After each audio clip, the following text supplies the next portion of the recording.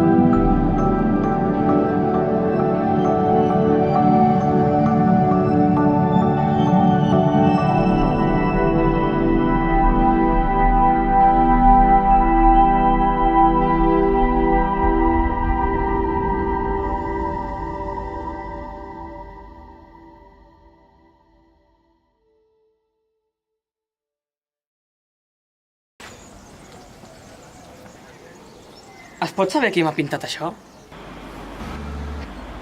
Pues a mi m'agrada el símbol. No pot ser. El què no pot ser? El símbol, el de la paràlisi. Sembla una runa. He llegit sobre elles. Les runes són símbols de l'abecedari antic. Es deia que eren màgics i podien crear i generar emocions. També eren considerades oracles. Es divideixen en 24 símbols, els 12 lluminosos i els 12 foscos. Aquest, concretament, és un dels foscos.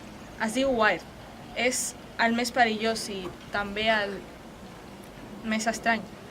Encara no han descobert què significa. Està ple de misteri. Un misteri és, això segur. Bueno, deixem-nos de runes i anem a esmorzar, que tinc gana.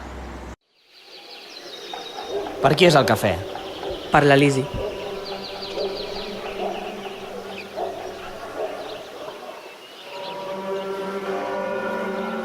Ho heu fet molt bé.